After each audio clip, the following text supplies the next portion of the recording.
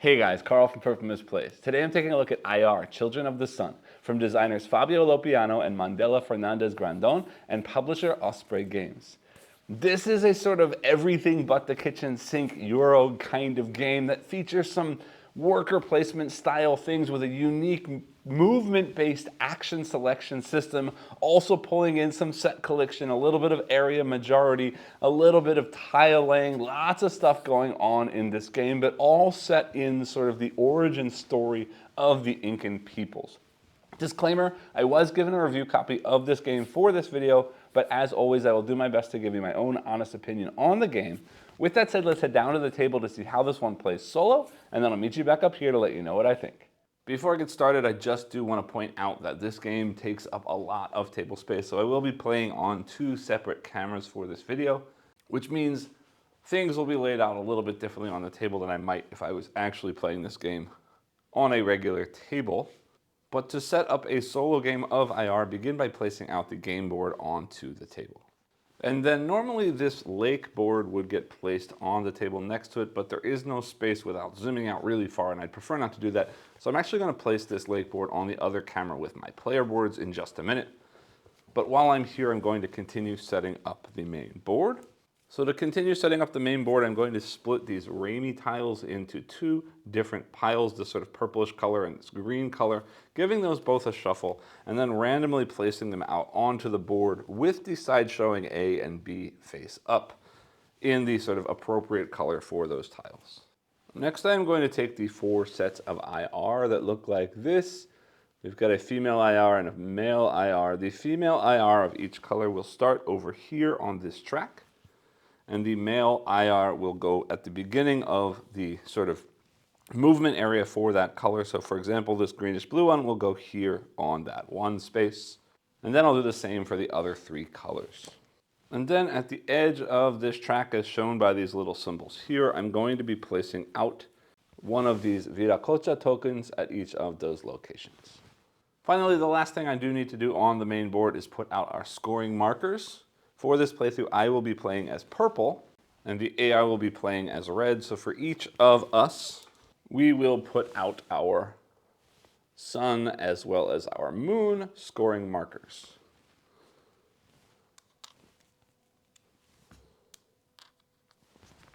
Like that. And with that, the main board is all set up. So let's come over to the second camera and set up the rest of the stuff, meaning the small lake board I showed before, as well as our player areas. All right, then over here I am going to be placing out our player boards. And for the AI, you will see that there are four different difficulty levels. Each of the player boards has a different difficulty level as printed by these stars up here at the top.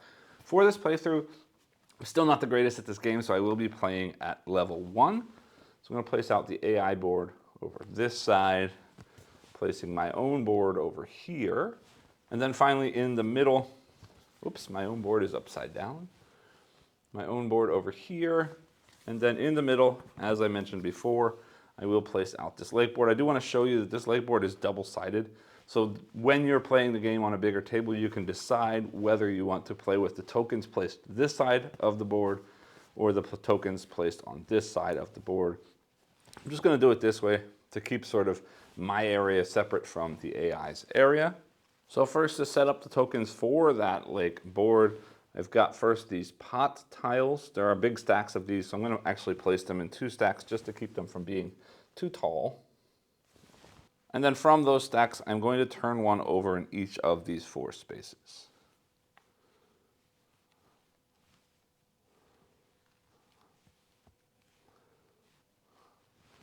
Next, at the top, I need to place the textile tiles in 4, 3, 2, and 1 denominations. And I'm going to do my best to stack these. They are very skinny, as you can see here. And I'm going to try my hardest not to knock them down while we're playing. Very likely that it's going to happen, but the 4s go up here. All of the 4s are exactly the same. But for the 1s, 2s, and 3s, they each have two different types of tile. So here are the 3s like this, which I'm going to now mix up and make one big stack of.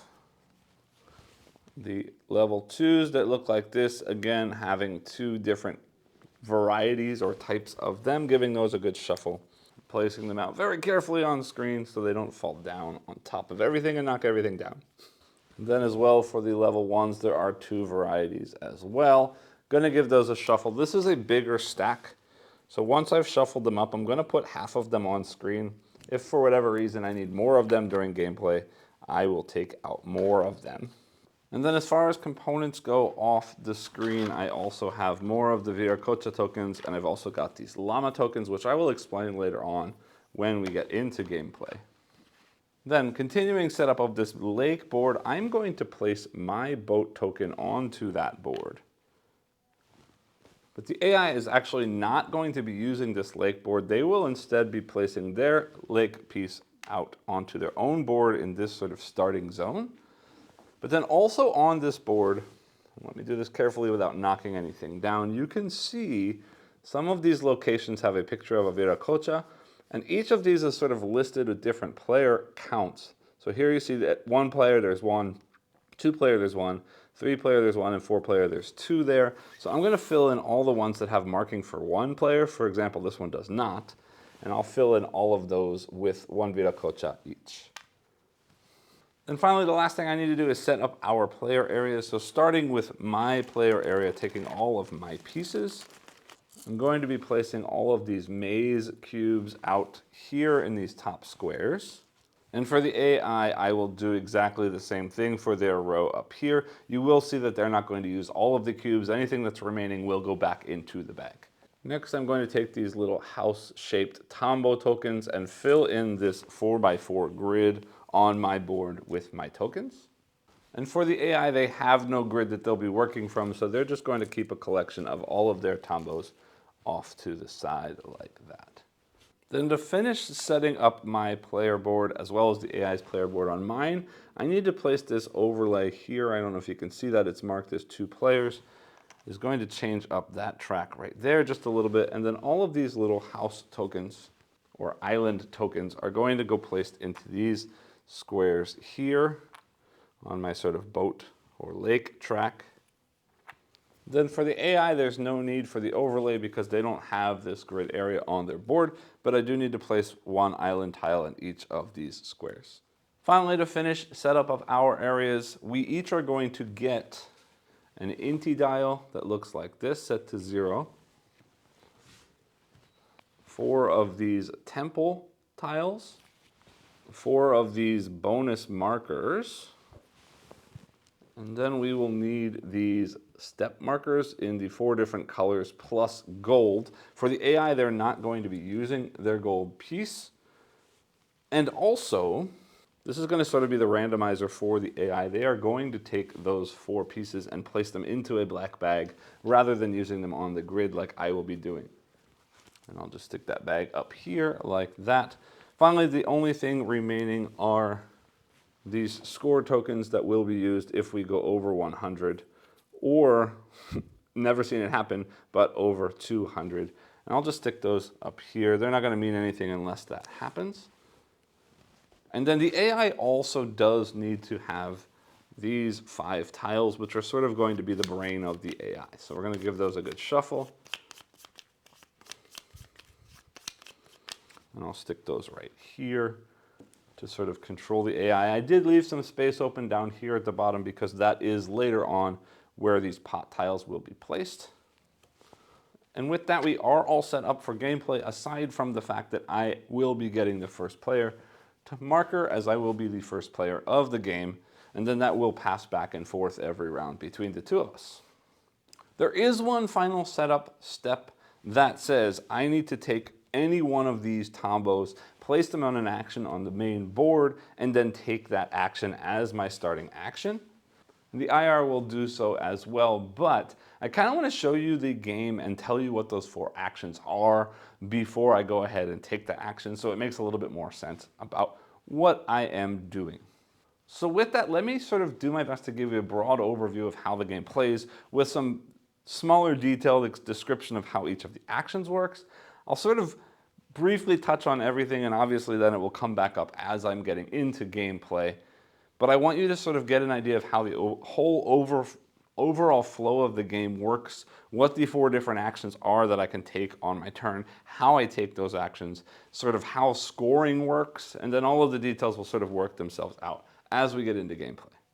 So first, IR will be playing out over a series of 4 sort of increasingly faster rounds, and you'll see how that works in just a minute. And each of those rounds is going to consist of a day phase, then followed by a night phase. In the day phase, we're going to be taking turns playing actions. I will be choosing my actions. The IR's actions will be determined by these tokens. And the way that that works is I'm going to select one of these step tokens, placing it in one of these open areas on the board. And remember, one of these is going to go away in a minute. So let's pretend, for example, that that one was gone. And I place the IR there. The step token there. I'm going to select one of the combo in that row, or if I place that here in that column, to remove from the player area, my board, and place it out on the main board. So assuming I took this one, then whatever action I take, the strength of that action is equal to the number of open spaces in that row or column. So in this case, it would be a strength 2 action. So I'm going to put those back so I don't forget to, but coming back over to the main board, actually pause for a second, because the other thing I need to mention is this arrow here. So in addition to this placement deciding which sort of tombo I'm going to remove to place on the main board, it also dictates what color IR is going to move and how many spaces they're going to move. So 1 arrow means 1 space, 2 means 2 spaces, and 3 means 3 spaces. And then coming back to the main board, because I placed the red step marker, that would mean the IR moves, and because that step had a 1 arrow, they would move forward 1 step. And then I'm going to place that tombo that I removed from the board on any open, unplayed action behind that IR. So in this case, I could take one of these 2 actions, which would be in this case a weaving action or a terrace farming action. And I'll explain the 4 actions in just a minute. So again, by placing that step token, I'm removing a tombo from the board. I'm deciding which color is going to move, and I'm going to decide how far that thing moves. And that's going to be important for a variety of reasons. First of which is it determines which actions I'll be able to take. But also, at the end of a round, the furthest back IR, means the IR that's moved the least distance on its track, will be removed from the game, will be retired, which will trigger some scoring, but will also mean that in future rounds, that one is there, no longer available to be there. Also, you'll see at some of these locations, they are connected to these Ramey tiles. And when you, on a turn that you either land on one of those connections or pass one of those connections, it will trigger scoring based on those tiles. And I'll explain scoring later. Let me explain the 4 actions first, and then I'll come back and talk about all of the scoring and the sort of night phase / retirement piece that I just mentioned. So then the 4 actions are all actually going to happen back on the other screen near our player boards. And those 4 actions are the pottery action, the weaving action, the terrace farming action, and the reed bundling action, which is that boat that I was pointing out before. So for the pottery action, I'm simply going to basically spend a number of points equal to that strength that I mentioned before to buy different pots down here. This one costs 1, this one costs 2, this one costs 3, this one costs 3, and these cost 4, being this is a wild color of any type. Anytime I get a pot that has a viracocha on it, I will take 1 viracocha. And what I'm trying to do with that, let me get another player board to show you up close, is down here at the bottom is a track.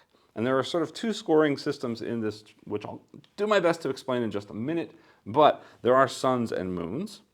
And as I'm placing, sorry, that's the AI side, as I'm placing these out, I will be sort of slotting in potential sun scoring as I place in pots, moving from left to right. But then also based on groups of color, the same color, I will be setting up potential moon scoring later on. So I want to try and get as many pots of the same color as possible, filling this up as much as possible. The next one is the weaving action, which is taking those tapestries at the top. Same idea. This is 1 point, this is 2 points, this is 3, and this is 4. If I take this one, as you can see, there is a viracocha on there, so I will take that as well. And when I take these, I'm going to be slotting them into this area over here. And I always have a choice of going up and down or left and right, and I can flip it and rotate it as needed. And I'm trying to complete suns by connecting, for example, this sun with this sun to make one full sun. And then also trying to fill in columns to set up moon scoring later on. And I keep saying set up because I'm not scoring these things as I place them. I'm just setting up these icons or these sort of scoring thresholds for the time later on when that scoring does actually happen. Next is the terrace farming action. And I'm going to be placing out a number of cubes equal to the strength that I triggered from my action onto the bottom of this board. And placing them out will slowly be exposing, as you can see here, sun icons, setting up sun scoring. And when I remove an entire section, I'll be setting up moon scoring as well. And some of them as well, when I finish clearing out that whole section, will also give me a viracocha.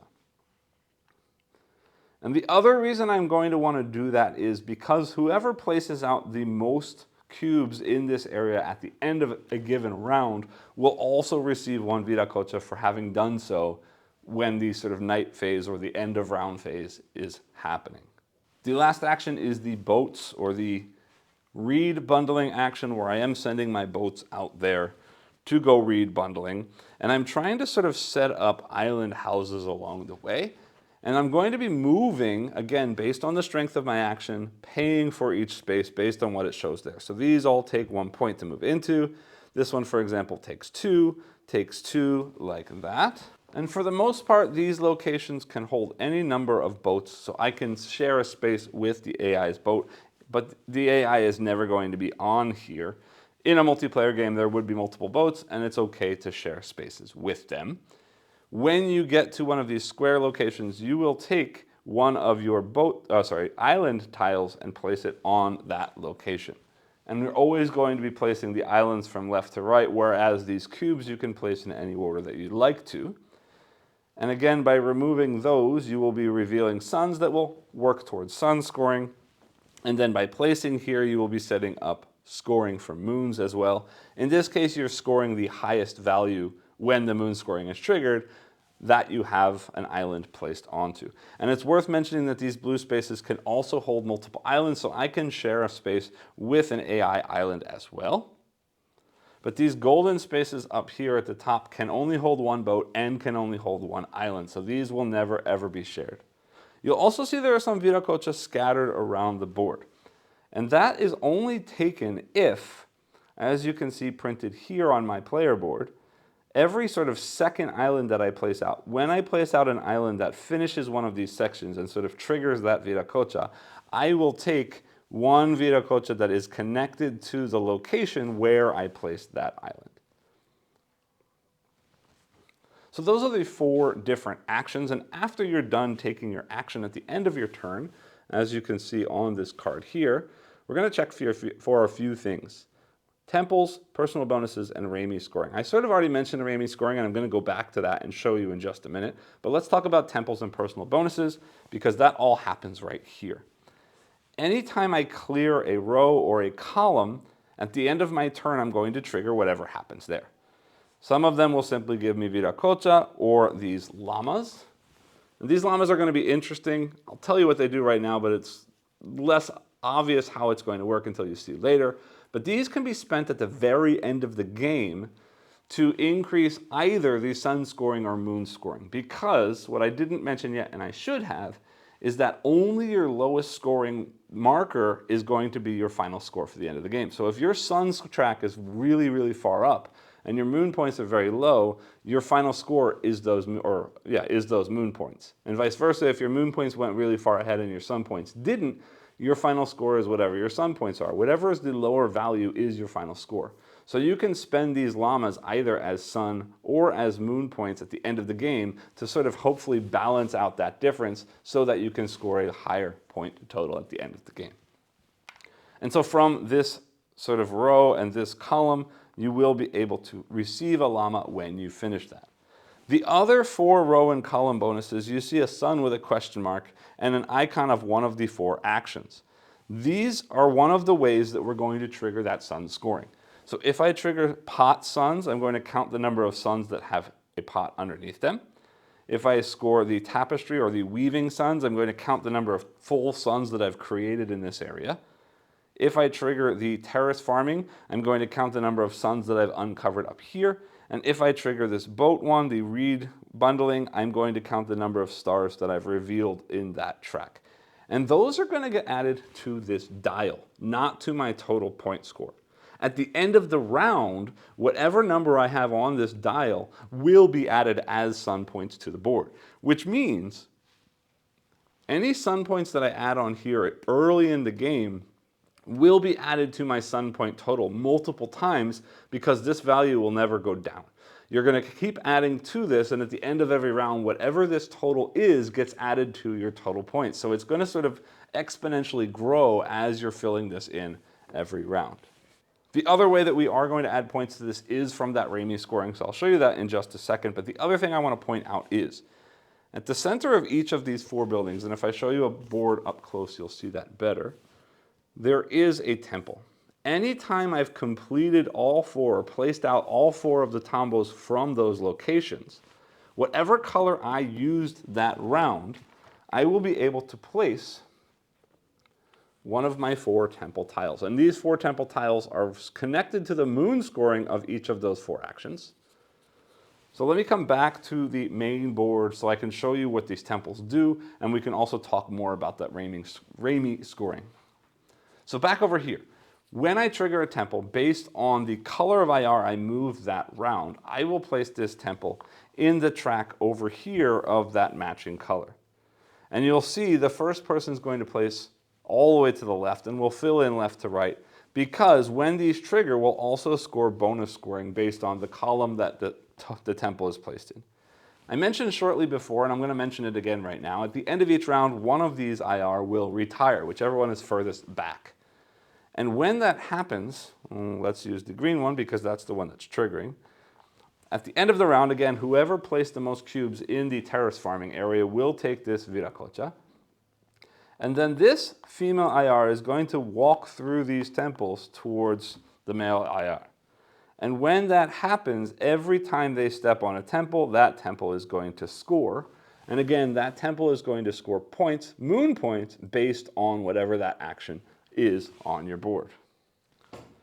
So just as a reminder, coming back to the boards, the pots are going to score moon points based on sets of the same color. The tapestries are going to score moon points based on completed columns of tile. The farming area is going to score moon points based on completed like whole sections of cubes as printed on the edges of those sections. And the reed bundling, or this boat track, is going to score based on your highest location, highest valued location that has one of your islands on it. So that's one of the 2 ways you're going to be scoring moon points. And then we're going to keep taking turns back and forth, taking an action, well, placing a guy, removing a tombo, placing a tombo, taking the action, checking to see if we got any temples, any personal bonuses, or any Ramey scoring, going back and forth like that until we've all taken all of our actions. It means I'm going to be placing in the first round 5 of these pieces. And the interesting thing is, as these place out, at the start of the next round, they will begin their turn or their round from that location, which means, were it to look like this, they're all going to stand up to remind me. I'm not going to do that right now, but they'll all stand up to remind me where they were. And on the next turn, when I place out one of these things, I have to move it to an empty location. So if there's one there already from the previous turn that hasn't moved yet, I can't place there. So I have to think about placement that way as well. But also, at the end of every round, one of the colors is going to retire, and that token will go away as well. Which means every round I'm going to have 1 fewer action from round to round. And the AI is always going to take the same number of turns I am going to take. So even though they only have 4 of these in their bag, they are still going to take 5 tokens or 5 turns, which means one of their turns will be a double of one of the other colors, just like my gold will be, except I'm going to choose which one that is for me, but the AI is going to randomly draw from the bag to figure that out. So each round is going to get smaller and smaller. We'll start with 5 turns, then 4 turns, then 3 turns, and finally just 2 turns in the final round. And the AI's turns will all be dictated by these tiles. But the other thing I need to say, and probably the final thing I should say for right now, after we've done all of the stuff on the board, retiring the IR, paying the person who harvested the most maize, moving the female IR to the male IR through the temples, then I'm going to score my step marker, which means the step marker that's retiring is going to be placed in one of these 4 locations, which again will trigger moon scoring for one of the 4 actions of my choice. But then it stays there, unless I do something special, which I'll explain later. So I only am going to score each of them once. So I sort of have to think about, is it worth scoring now, or can I get higher points in a future round if I wait until later to do so? Then after that, you will see there is a dawn section. The dawn is when we add our sun points from this dial onto the main board.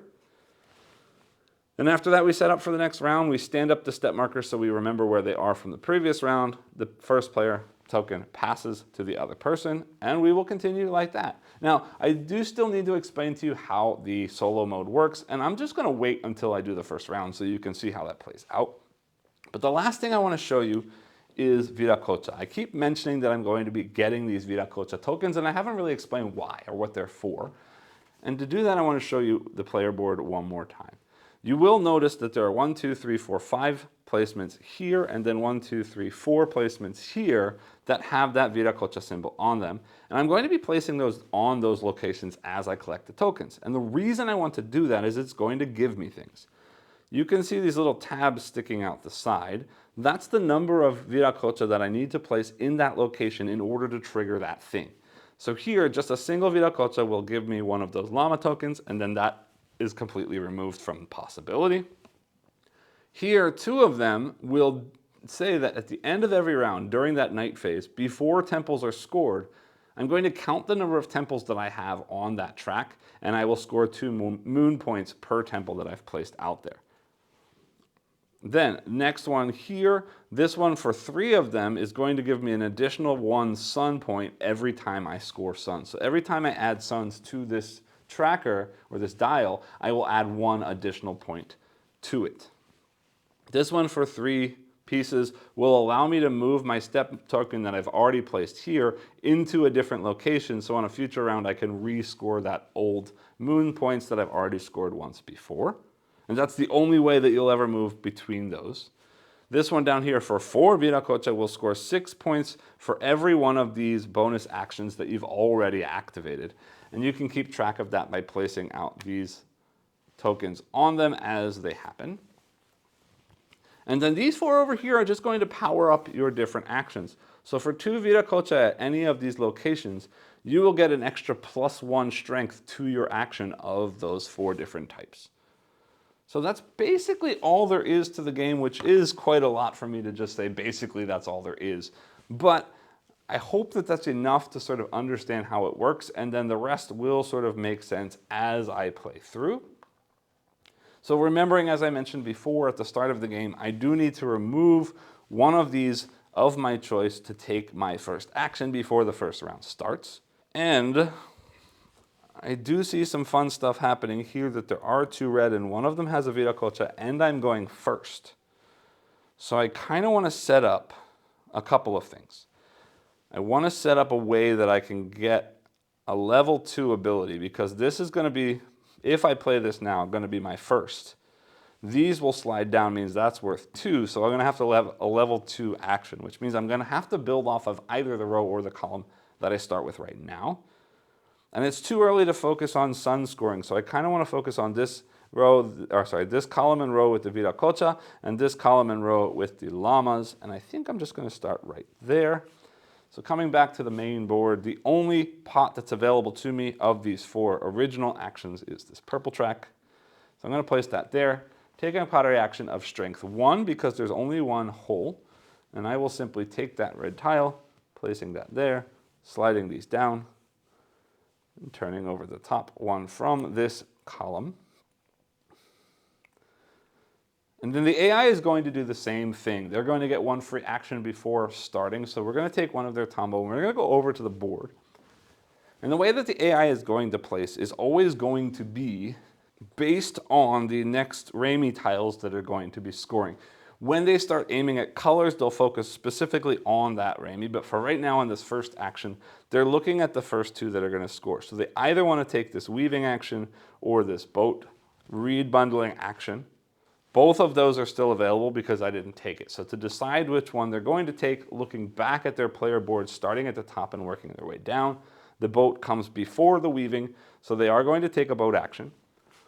So they will place their house or their tambo on the boat action, coming back to their board then. When they take a boat action, they're going to move accordingly, and because this first action is simply a power 1 action, it just means they're going to move into that space. And I'll explain what happens with this when something actually happens with that, and with that we are all ready to get into gameplay. So I'm looking at two things. I'm looking at my player board trying to figure out which grid pieces I want to pull out. And as I mentioned before, I do want to try and get this column or this column going, row or column going, so I can get a double pot to take that one. But I also want to pay attention to two things. Which of these IR can I get to trigger the action that I want to take? Plus, remembering that these are going to score in order of passing them. So right now I can see that the boats and the tapestries are scoring first. And then boats and the reeds are scoring. So I do want to focus on some boat scoring soon. Maybe not right away, but soon. And then pots come here, and then finally farming and weaving. And then this one actually scores your two highest actions should we ever get to this final location from any of the tracks. But I'm getting ahead of myself because I do want that pot. And we'll see moving, I can only move one space. So looking at moving one space, because I want to focus on the grid either here or here, at the board looking moving one space, the only one that triggers a pot moving one space is this black piece. So I will place the black step token there. And I will take, doesn't really matter, this one here. Coming back to the board, this IR moves forward one, and I'm going to fill in that spot there, taking a pot action, which is now level 2. So I will take this one, which does then get me a viracocha. And I do see that boats are scoring faster. So I kind of want to place that in the boat area. It's going to be a minute before it happens, but I'm going to do that because I want to try and get those boats scoring. All right, so now it's the AI's turn. They're simply going to turn over the tile and they're going to do this. They're going to choose an IR or a stepped marker from this bag. They will choose that IR to move this many spaces, and then their power is going to be equal to, in this case, the round plus 1. So this is round 1, so they're going to have a power 2 after moving 2 spaces with the blue guy. So I'll place that there, coming back over here. Blue moves 1, 2. So they get to choose from those 3 actions, and they're going to look at what the next scoring is for that IR, which is the boat. So they are going to take that boat action, placing one of their tambo there, which means for them now they've got a power of 2. So they're going to move this boat 1, 2.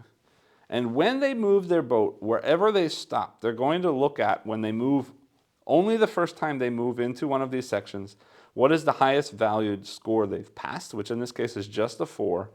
And then they're going to place the island from that location into that spot. So here is the 4. They're going to place right there.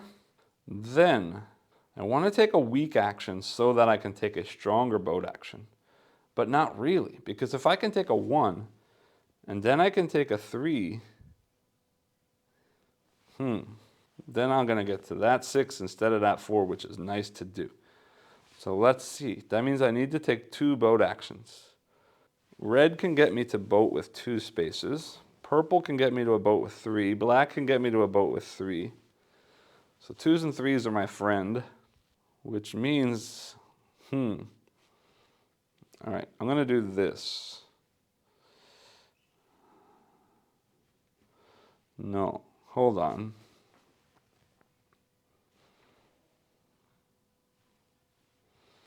I'm going to place here, and I'm going to take this one. And now I'm moving 3 spaces. 1, 2, 3, placing my thing on a boat action. And because of where I placed, that's only 1. So I'm only going to move to that spot. But I'm hoping that on the next turn, or a future turn, I can get there to place an island. All right, AI takes their turn. Whoops, these should have refilled. Oh, we got another red coming out later. That's great. I hope they buy some cheap pots. They've got moving 3, power is the round, which is 1, and they're going to place a temple at the end of this turn. So we're pulling out of here. They got black going, moving 3. 1, 2, 3. And the next thing that black is passing is again boats, which makes me sad because I really want a boat and they keep taking them. So that goes there. Their boat is moving just 1, so that does absolutely nothing for them because they won't place again until they get to this next section. But they are placing a temple. And the way that's going to work is they're going to look at their board and see which one is currently scoring the most moons. This one scores nothing. This one is currently scoring 4 because they've placed that. This one nothing. This one nothing. So they are going to put the temple out from boats. And it's going to go into the black row because that's what they just placed. So they're going to take this spot right there on the black track. My turn. Yellow, red, or blue. Blue moving 1, 2, 3 gets a boat. Red moving 1, 2, 3 gets a boat. Yeah, I'm going to do red. And I'm going to place red here. And I'm going to take, this boat one maybe. Yeah. Because then I'm going to move red. 1, 2, 3. Placing into this boat spot. And I've got a strength of 3 now on red. Which means I am going to go 1, 2, 3, which means I get to place my first island in that location like that. Good. AI takes their turn. Moving once, power +2, so that's a 3. They're placing red. So red move 1 to a 5. And red would like to score on weaving. There must be one because they haven't done it yet. They will take weaving. And the AI has power 3. So when the AI takes the weaving action, if they've got a 1 or a 2, they will simply take the top 1 or the 2. If they have higher than 2, they will take a 1 and an n-1. So they've got a 3, means they're going to take 1, 1, and 1, 2. And for the AI, it doesn't matter. They're not trying to build suns. Their suns are simply triggered from the top of each of these things. So right now they've got 1 sun potential and they've got 4 moons potential from those things. And that's their turn. Now, we only have 2 turns left. Nobody's placed in here, and I know that if nobody places in here, nobody's going to get that viracocha. So I do want to work on that. But that's easy. Potentially. I can see that the best I'm going to get this turn is a 2. But I could potentially get a 3 in the next round if I do this and that. Sorry, wrong. If I do this and that, I could get a 3. Maybe so. So I can get a 1 and a 3. No, a 2 and a 3.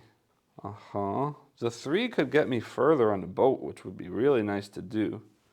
Plus get me another viracocha. Yeah, I think I might need to do that. Means, who do I want to keep alive?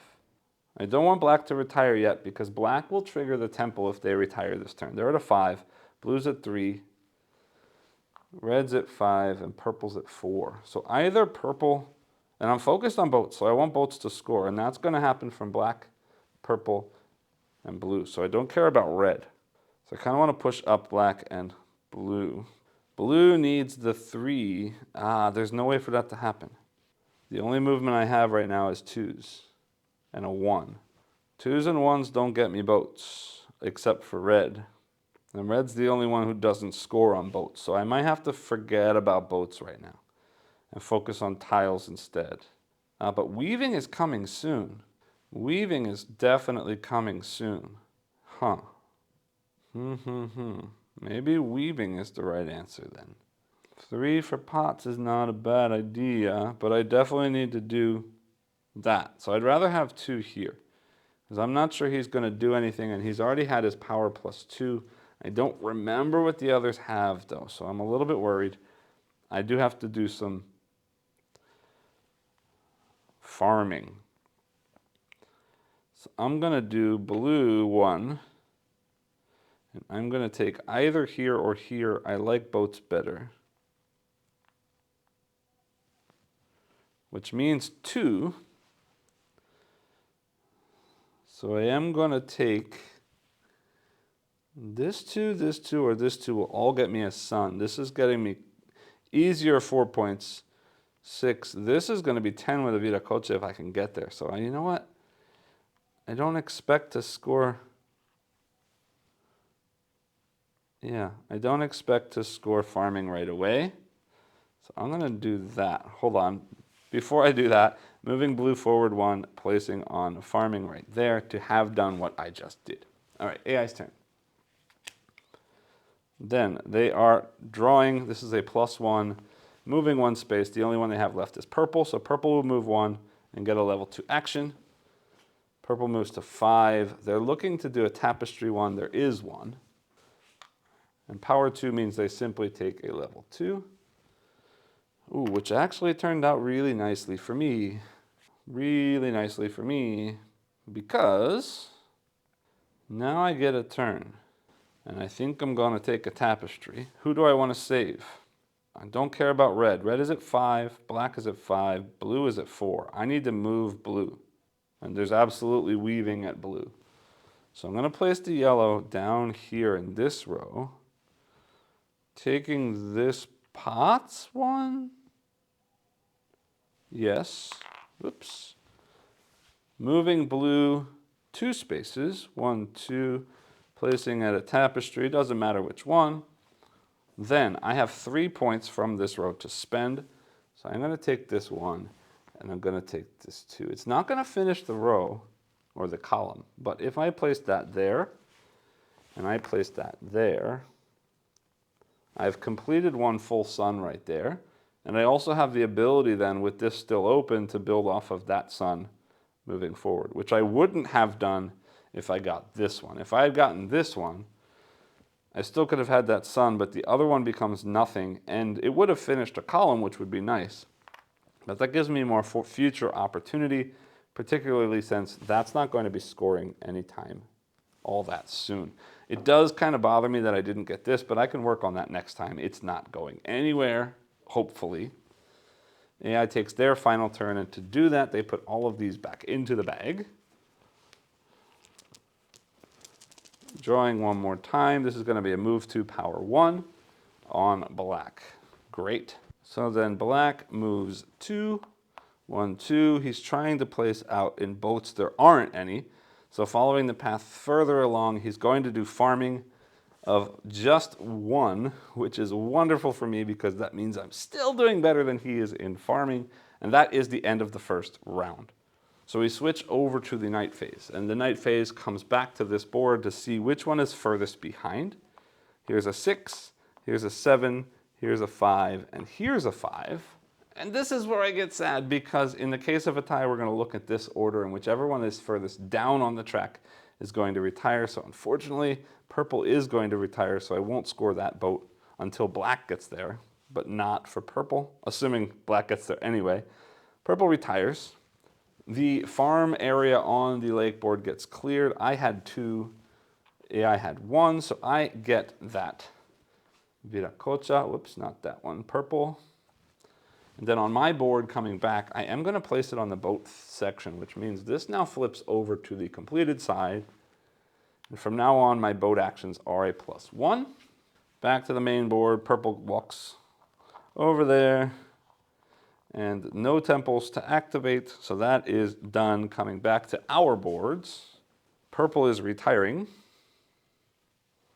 which means that space now opens up, and I get to choose one of these.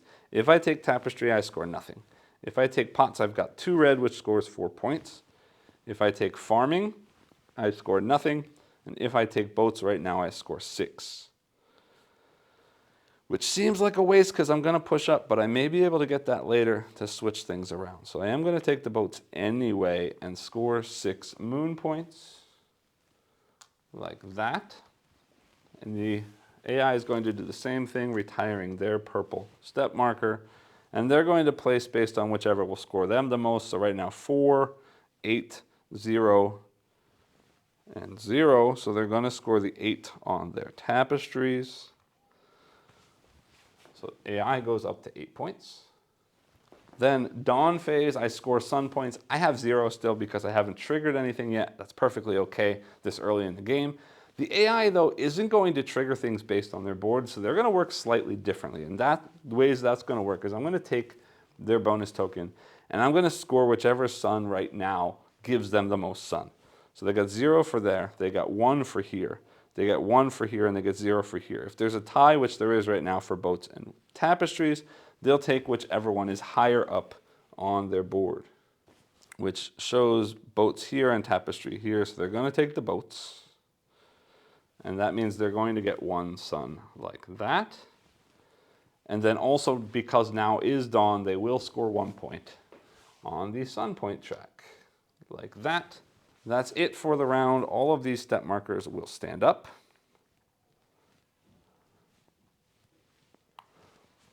All of their things go back into the bag. Whoops. And I will check the position of that in just a minute. I don't remember which one it was. I think it was there. But before I do that, continuing this, they all went back. The AI is also going to remove the tile that has that current round number on it. So the 1 token tile will be removed. These get shuffled up. And this will get passed back to the AI for the first player.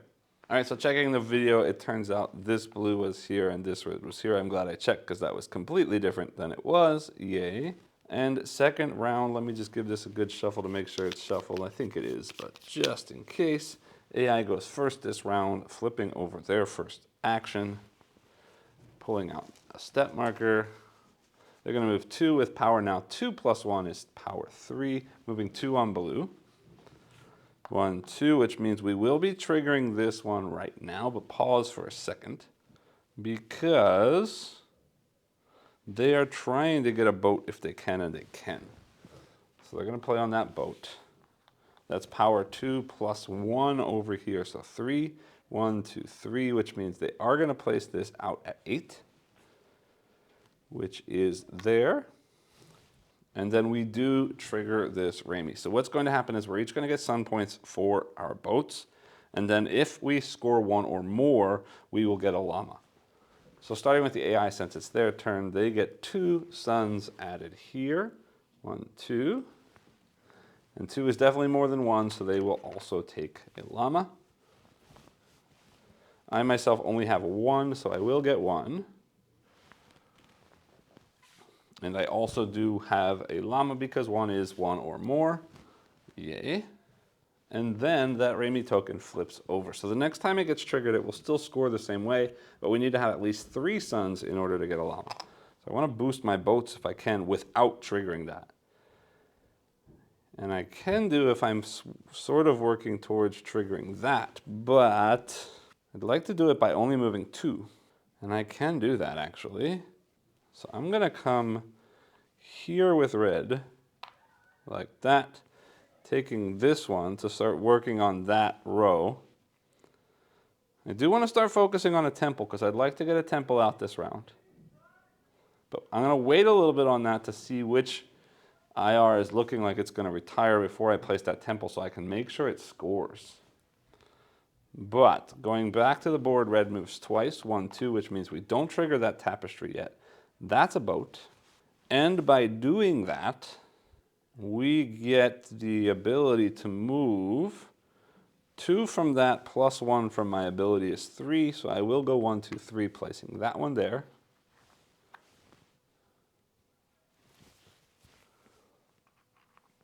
But pause for a minute because when the IR placed the island connected to this, they should have taken a Viracocha.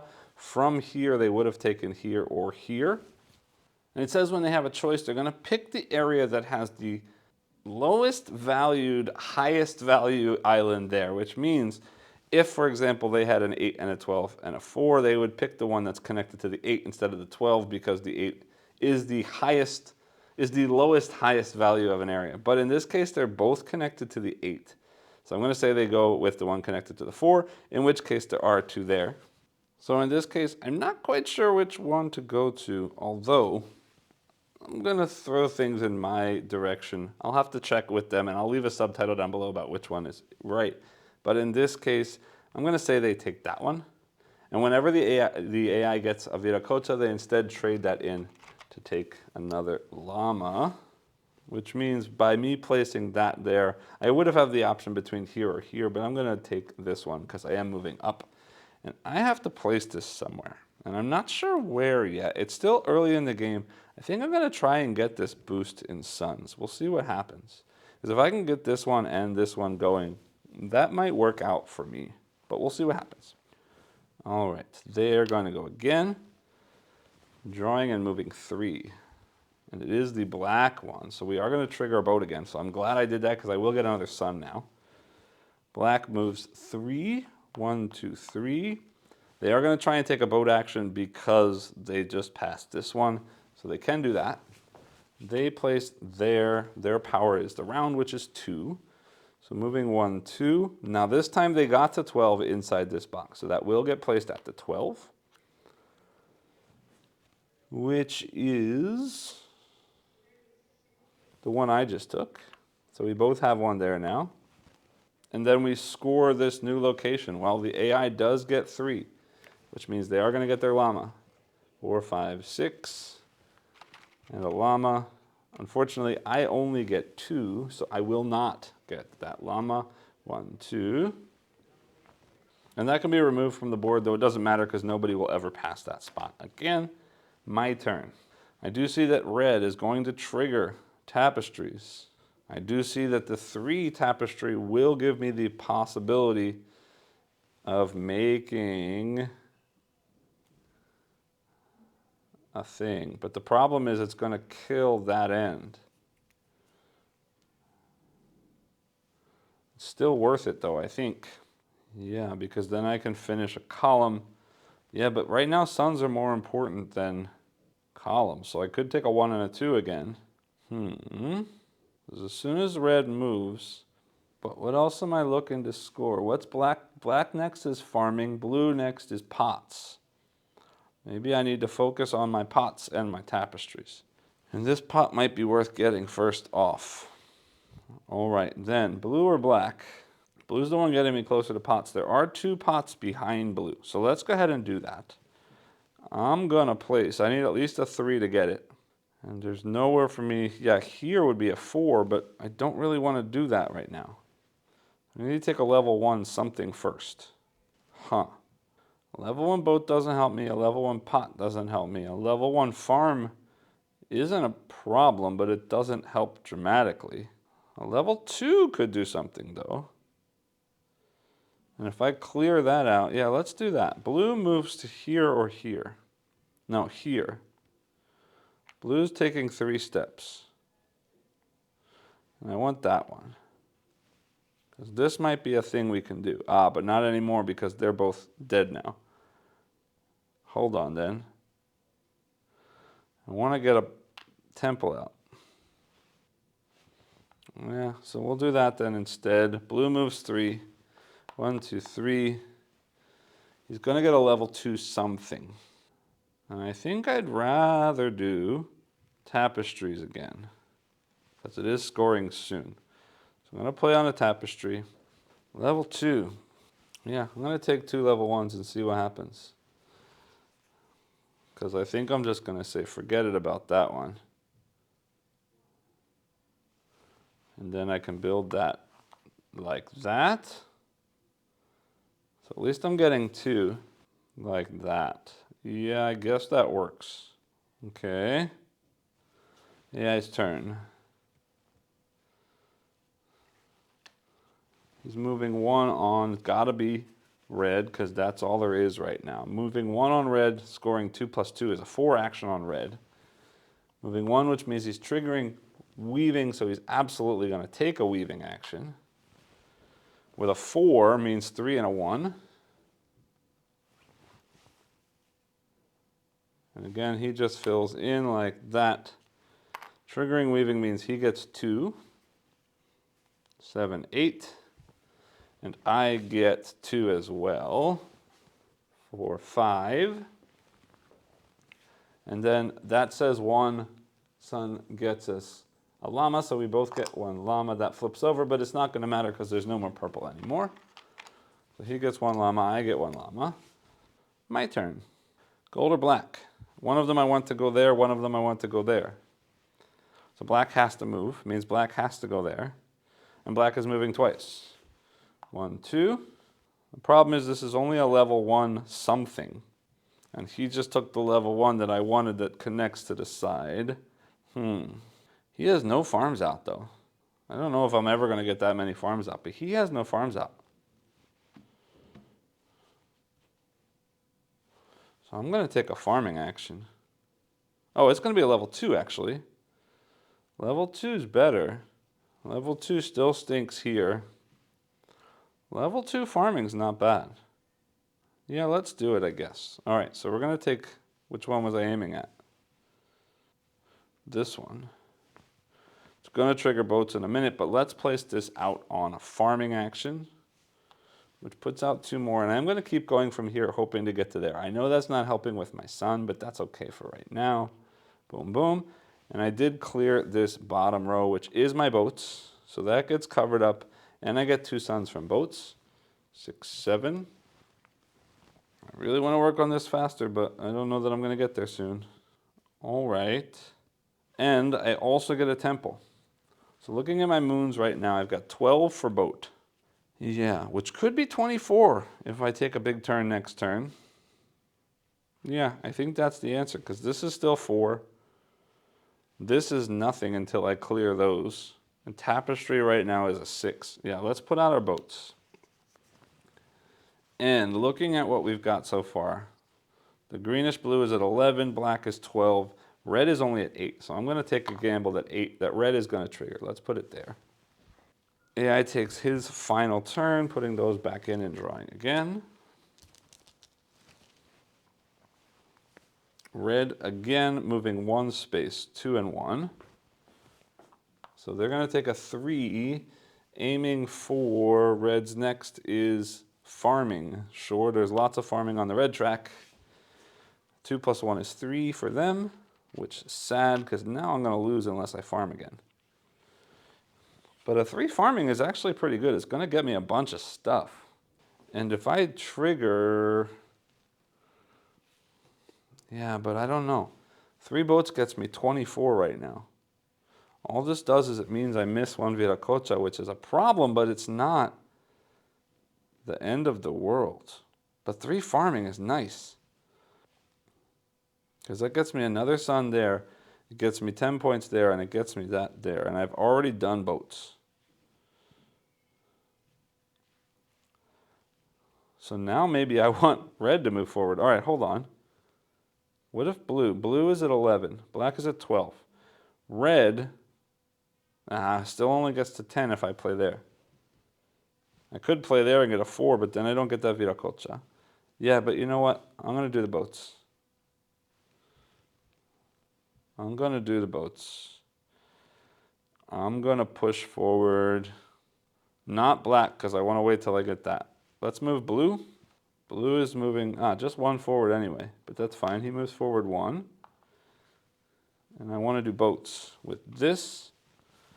Placing on boats. Which means I move 4 plus 1 is 5. No, yeah, 5. Wow, am I sure I don't want to do this? Red's not going to move anymore, so that's fine. Yeah. Okay, 5 on boats. So I'm actually going to go 1, 2, 3, 4, 5. Placing out a house right there like that. I also finished this row, so I do get 1 more Viracocha, and I am going to aim towards that sun still. It does mean I'm going to miss out on this, but next round I can hit that, probably. That's the end of round 2. We go to night phase. Red is furthest back at 9, so they will retire. Unfortunately, the AI does get the Viracocha because they have 3 farming and I only had 2. And that gets them a llama. Then we're going to move, scoring temples. I get moons here as 6 bonus plus what my boats are. Looking at my boats, my highest is 24. So I'm going to get 30 moon points, which goes up to 36. And they continue moving like that. And that temple goes away to the box. Next we score our step marker. Red goes away, and I'm going to score tapestries or pots or farming. Farming is nothing. Tapestry is 6, pots is 4. So I'm going to take the tapestry. Hold on. I think I might take the pots because tapestry is going to be bigger sooner. Although pots is coming up on blue. And I don't really care about tapestries anymore. Yeah, let's do the tapestries so I can get more pots later. So tapestries is 6 points for me on moon. 1, 2, 3, 4, 5, 6. And the AI is going to retire theirs too. Farming is 8. Boats is 12. And what's the last one? Pots is nothing. So they're going to take the 12 boats. So to 10 and then to 20. Now dawn, I've got 7 up to 8. And they're going to place their bonus on. Farming is 1. Tapestry is 2. Pots is still nothing. So they're going to do tapestry, adding 2 more. 9, 10. So they get 10 more for them. Whoops, what did I just do? I added 7. They're going to go to 11. And I'm going to go to 7. Like that. I think that was right, and if not, you will have seen a change in the subtitles. Next, we prepare for the next round, standing up our guys.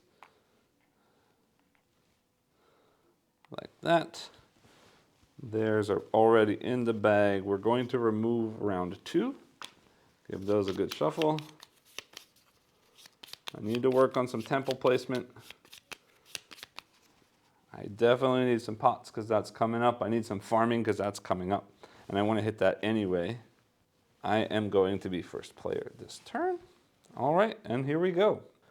Then I want to get a lot of farming done, which means I also want some temple happening. I also want to get this thing going. Yeah, we're going to take this guy and place him here. I don't know what I'm doing yet, but blue's moving forward 1, which is only getting me a 2. I might have to ride a boat for that. I don't know though. 2 is no good for pots. Oh, there's no boats. I can't take boats. Pots, farming, or tapestry. I need 3 for farming. Although if I do it again, that's 4. Pots, 2 doesn't do much for me except a yellow or a blue. It will give me another sun though, and pots are coming up soon. 2 boats though also gets me a sun if boats score again. Boats won't score for a while until black gets up further ahead. Yeah, I need pots going. But I wish that was a 3 and not a 2. Oh wait, I didn't place out yet. It will be a 3. Duh. Yeah, that's fine. Then I will do pots. I will. Or this. Let's see, black is moving in 2 turns. Blue is moving 1. It's a 50-50 what's going to happen, but blue will trigger if blue gets pulled. Black may or may not trigger. Yeah, so let's aim on blue as pot, so I'm going to take a pot action. So pottery there. And I'm going to take that red one because now I've got 3 of a kind, which is good. Filling in. A blue with a viracocha. But why did I place there? That was a mistake. That was a mistake. Yeah, that was a mistake because I want to get this line. I should have done that, which means blue does trigger right now. 1, 2, 3. Yeah, let's do that. That's fine. That's fine. So then I did take that one. I did play that one. And now we are triggering suns. I get 2. 1, 2. That's why I did it though. I was hoping to avoid that triggering. But then do I want to have done black? No, I don't. Okay, that's good. That's good, that's good, that's good. I got the 2 stuns. He's triggering nothing because he has nothing. And I get a llama because that was more than 1. That flips over. Although there's no more red, so that will never trigger again. Yeah, and I'm done. Was it good? I don't know yet, but yeah, I'm done. All right, then this. I should have been focusing on that, not on that, because I wanted to score boats again, and I completely forgot. That's a mistake. Okay. Yeah, that's a huge mistake. Oh well, it is what it is. Moon's already far ahead. I need more sun points anyway, so that's fine. Pulling this out, let's hope it's not a black, because then farms will trigger, and I'm not ready for farms yet. It is not. Woohoo! Blue moves 2. We're scoring 3+1, or not scoring, but 3+1 action strength. So he's moving 1, 2. Next thing coming is farming, so they are going to farm. There. Which does mean 3+1 is 4 more of those go out. Which means I'm going to have to do that twice if I want to win that this time, but I don't know if I care. Then I am going to do black here. And I am going to take, oh wait a minute, no, there. Yeah, that's fine. Black there moves once, like that. I take this one, triggering farming, which is now 4. So I will do 1, 2, 3. I don't know how many farming I'm going to be able to get done, but if my other action is a 3, then I'll take that, and that's 4. Like that. And I do get a Viracocha, which will finish off that sun. Flipping that over means from now on, when we score suns, which looks like it might happen soon several times for farming, which makes me happy now. I'll get an extra. AI takes their turn. Yeah, like that. Which is going to be black moving once, which does trigger farming. I'm glad I did that when I did that. They're also going to aim for farming if there is any. There is. So they're going to farm 3 + 2 is 5 more. Wow, I'm in trouble. 1, 2, 3, 4, 5. They're clearly taking the Viracocha from me. But we score suns. Good Lord. 1, 2, 3, 4, 5 for them. Up to 15. I only get 2 + 1 is 3. 1, 2, 3, up to 12. We did both get 1, so he gets a llama and I get a llama. Like that. Huh. Well, now I'm more excited about boat scoring, realistically. We both get 3, but I get a +1 for that. And if I can get this boat out, that's great. But the blue is already at 17. And black is lower down here. So it's a 50-50 bet whether or not the black actually makes it there. And if it doesn't, then that sun is meaningless to me. Because if I move blue right now, I could trigger the farming. But the best I can do is 3 more farms. Yeah, but that's worth it. All right, that's what I'm doing. All right, so gold is going to get placed here or here yet. I don't know. This is working toward farming suns. This one is working towards potting suns. Farming suns I will have more of until I get lots more pots, but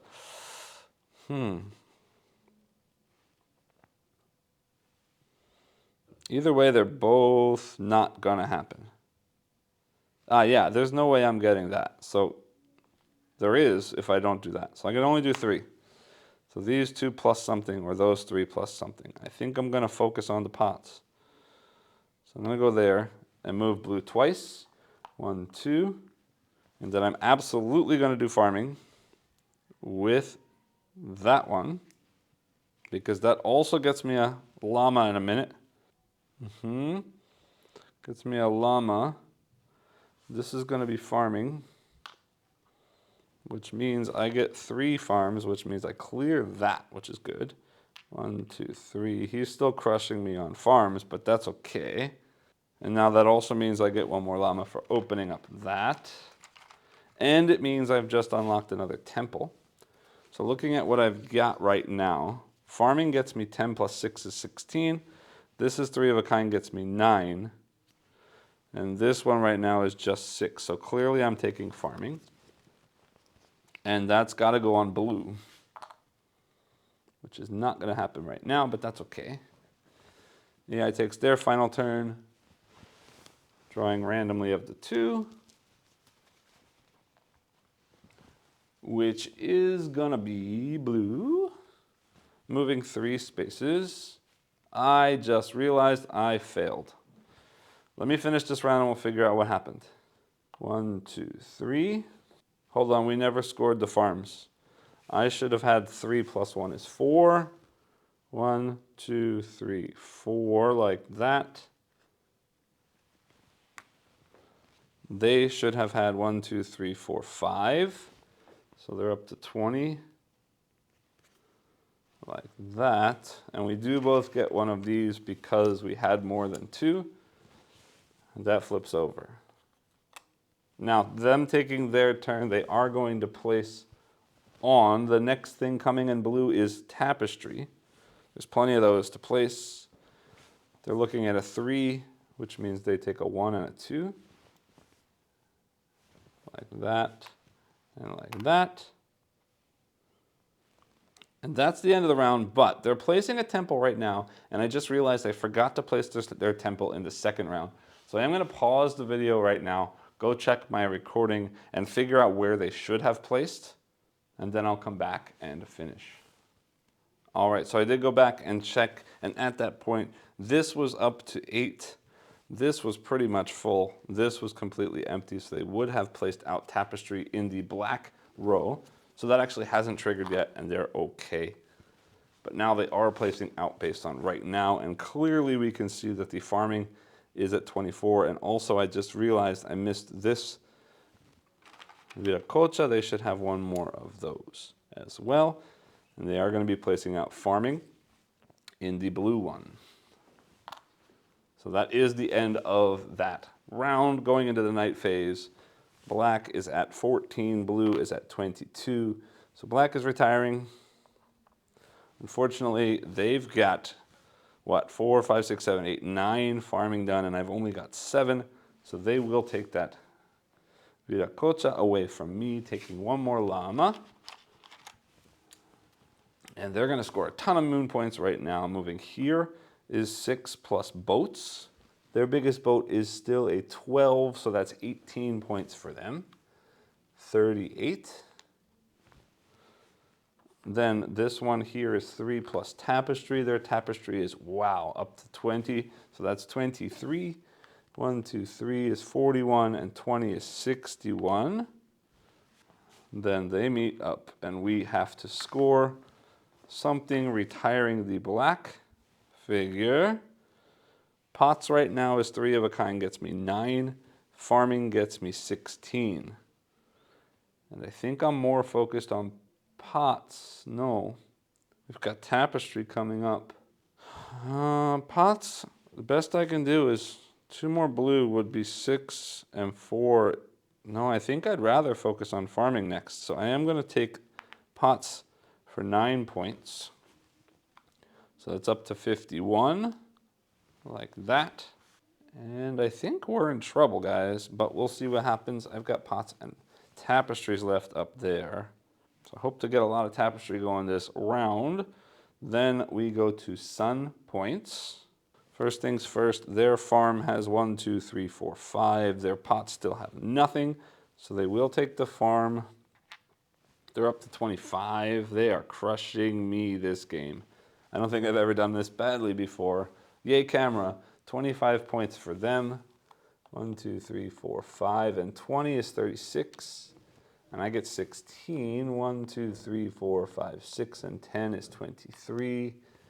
Yeah, we are in some trouble. All right, and passing this, putting him back in, but sorry, I forgot to do their moons from here. 24 from farm or pots. Well, pots is nothing, so they are getting 24 more moon points. Jesus. 1, 2, 3, 4, 75, 85. Ouch. There's no real reason to put blue back in because blue is the only thing that's moving. We are going to take out the number 3 marker. Shuffling goes up. Only two turns in the last round. These guys stand back up. And I'm in trouble. I think tapestries are going to have to be the way that we get stuff going, but I don't know what's going to happen. All right, let's see what happens. Then, he's going first this turn. So blue is moving 3 times with a power of 4. 1, 2, 3. He's trying to aim for tapestries because that's what we're scoring this time, placing into tapestry. Yes, there of course is many of them. Power 4 means a 1 and a 3 again. And we are scoring suns. 1, 2, 3, 4, 5 for him. 1, 2, 3, 4, 5. That should have been a 25. So now it's a 30. I don't know how that got spun, but it did. And for me, just 2 plus 1 is 3. 1, 2, 3. But we do both get a llama for that. And that flips over. And he places his final temple, which is his final temple, on the blue track, which is sad because now I don't get that one bonus. Then I want to trigger tapestry. So I'm going to move gold because I also want to trigger pots. This comes here. I take that. And I get a 4 or something. And tapestries are going to get triggered, but so are pots. But that's a 5, and there's no way I'll ever get it.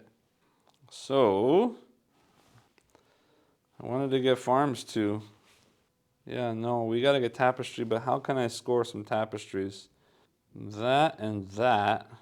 All right, so there's 4 on tapestry. This one and this one. This one gets placed like that. This 3 gets placed like that. Yeah. And sorry, I should have placed out on tapestry after having moved blue 2 spaces. I'm doing things a little bit out of order.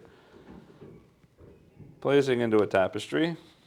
AI takes their turn, last turn of their game. Blue moves 2. That's a 4 plus 1 is 5. 1, 2. And since there are no Ramies left on the path, they are going to take the topmost bonus, which is pot. So they are going to finally take a pot, scoring worth 5. And they will always try to take Viracocha and the most number of pots. So with 5, the best they could do is take 2 pots. So they will take this 3.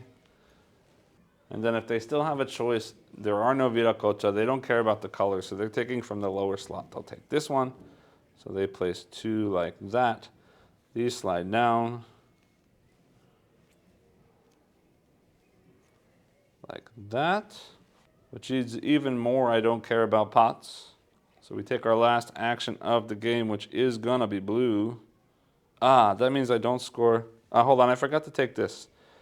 Tapestry's sun. 1, 2, 3 plus 1 is 4. 1, 2, 3, 4, and 2, which means I definitely made a mistake because if I had done the other way around, yeah, oh well, I made a mistake. If I had done the other way around, I would have done one more tapestry action before that, and I didn't. Whoops. Then this guy's gonna move here, means he moves 2. 1, 2, that's the end, means we will trigger that in a minute, but first, I get to take one of these 2, which is either gonna be one more llama or pot suns. Pot suns is worth it. That's 1, 2, well hold on, let me take my action. Blue's already moved. I need to take a tapestry action. Like that. Means I've got only 3 to spend. And that's a problem. Although right now what matters most is moon points. Because I'm not getting any more suns. Yeah, I'm not getting any more suns for tapestry. So I want more moons. So with a 3, I got to take a 1. Yeah, 1, 2, 3 doesn't matter. I can only take 1 from each anyway. So 1 and 2. which means I can place there, and there doesn't get me any more sons. But it does mean I fill in that column up to 21. So then I score sons from pots, which is 1, 2 plus 1 is 3. 1, 2, 3 is 26. Plus, I get another temple, which is clearly going to be tapestry. And that has to go in the blue row. I get to place in this last spot. This last spot can hold any number of temples, but again, there is no bonus there, unfortunately. Sad. Oops, all of this should have gone away last time. Sorry. And that is the end of the game because we've both taken all our actions. So we go back to the main board. No, sorry. I forgot to trigger this last spot when he got there on my turn. So we're each going to score our highest sons, 2 separate sons. So this is 3, this is 3, this is 3, and this is 2. So 3 and 3. But each time I get 1, so 4 and 4 is 8. 1, 2, 3, 4, 5, 6, 7, 8. I'm up to 34. And he's crushing me. That's a 1. This is 1, 2, 3, 4, 5. This is 1, 2, 3, and this is 1, 2, 3, 4, 5. He's getting 10, which is 40. Means we both crossed the 6 plus, means we each get a llama. 1, 2, like that. Now we score our temples, which is scary. All right, I get 6 plus farm. My farm is 16, so that's 22. 1, 2, 63, 73. And that's gone. He scores 3 plus his farms, which is 24, and 3 is 27. 1, 2, 3, 4, 5, 6, 7, and 20. 02, 12, which means he is now 112. He scores 1 plus pots. His pot is 4, so that's 5 points. 1, 2, 3, 4, 5. And I score nothing plus my tapestry. My tapestry is 21. 1, then 84, 94. And that's there. Whoops, they should have retired. That's gone. Nobody got the farm, so nobody gets the Viracocha. Now we're scoring step markers. My blue goes into farms, which is 16. 1, 2, 3, 4, 5, 6, and 10. So I'm at 110. Yeah, he crushed me. My dawn, I get 34. 1, 2, 3, 4, and 30 means 37, 47, 57. He's going to place this to get 1 more sun for his pots to 41. He goes 1 and then 40. 47, 57, 67, 77. Jesus. I played really badly this time.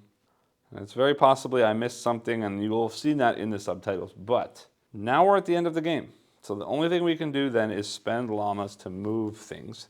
And the way we're going to do that is not based on the number of llamas, but actually based on this chart. My chart for me is on the main board, his is on his board, looking at the main board. I've got 1, 2, 3, 4, 5, 6, 7, 8. 8 will get me 24. So I'm going to go up on sons. 1, 2, 3, 4, 71, 81. Already I can see that I'm way behind. I really don't know how I messed up so badly this time. We will see. It's very possible that I missed something. And if so, I will adjust right now. But yeah, wow. Then he's got way more than enough to beat me. 1, 2, 3, 4, 5, 6, 7, 8, 9, 10, 11. Wow. And for him, looking at that, 11 gives him 41 points. So if he does this, it's 78 and 40. 88, 98, 08, 18. He finishes almost perfectly with a score of 117, and I got crushed at 81. I did a really bad job of scoring my sons this time. I didn't mark them off, but this one and this one should have been marked off. Yeah, I played very poorly. I'm sorry, but it should have shown off how the game works and maybe how not to play the game, but that is all for this gameplay.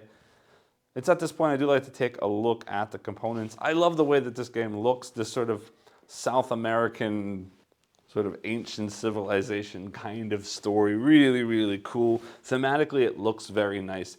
It's got this kind of muted, warm color to it, but each of the different pieces is very uniquely different colored, so I can see them very easily when I look at the board.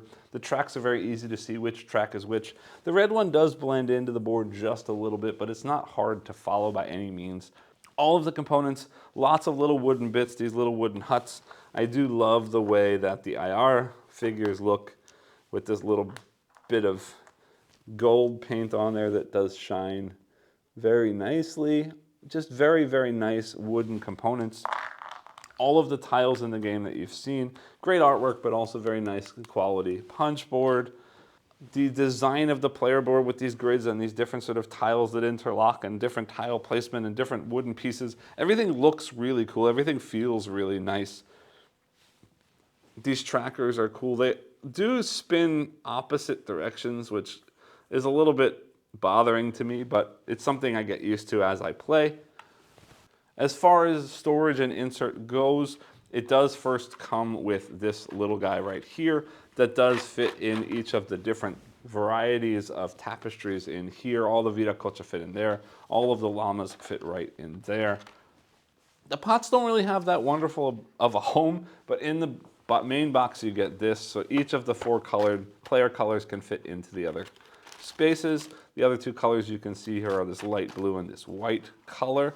Everything else can go in the middle, means the AI tiles, the pot tiles, the first player marker, and so on. I should also mention, while I am talking about the AI tiles, super, super, super easy to run the AI, very clear, very easy to understand. I do occasionally forget this temple, as you saw on camera, but it's not that big a deal, and it's sort of easy to go back and figure out what I did wrong if I catch it on time. So that's the only one small thing that I do have to pay attention to, but otherwise, sort of iconically or graphically, everything is very easy to parse, very easy to understand. All of the actions are sort of multiple labeled, so you can see like this is the farm action, and this is the pot action, and this is the tapestry action, and this is the boating action. Everything very, very well shown through icons without any kind of text on any of the player stuff aside from this small card, and very little text, very simple text on that as well. Also, I should show you that each of those insert pieces does have a lid, so this has a lid perfectly for it, as well as this one here has a lid with a dimple right here that fits into that dimple that sort of locks it in place. Very nice insert. I do wish there was a little bit more dedicated space specifically for these pots, but not a big deal. That's basically all I have to say about the components. Maybe back up top and I'll let you know what I think about the game itself. Welcome back. I hope you enjoyed that playthrough. I do apologize for a couple of the mistakes that I made along the way, but I do think that I caught them all in editing and did put subtitles to explain all of them, so hopefully everything still stands, and I think that the playthrough is still very helpful in understanding how the game works and how the game plays. Boy, was I destroyed by the AI in this game. I thought that I did really badly, but actually looking back at my board game stats app and taking a look at my other plays, it looks like I average right around 83.5 points. My score here was 81. My highest score has actually only been an 85. So it seems like I'm pretty sort of consistent with my scores. And the AI on this first level has generally been about that same spot. I've seen middling 90s before, but to see them get all the way up into the hundreds, 117 I believe is what they just scored in this playthrough. Wow.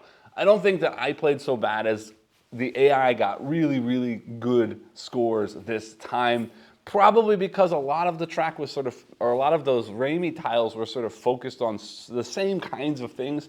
So the AI was really heavily focused on the same kind of action and really did do a whole lot of farming and a whole lot of tapestry, which really did help a whole lot for it in this game. But anyway, let's go ahead and get into how I feel about this game, because I have to say I'm very impressed by this game, by this design. This is actually the first Fabio Lopiano game that I've played, and now I definitely want to go back and try a bunch more.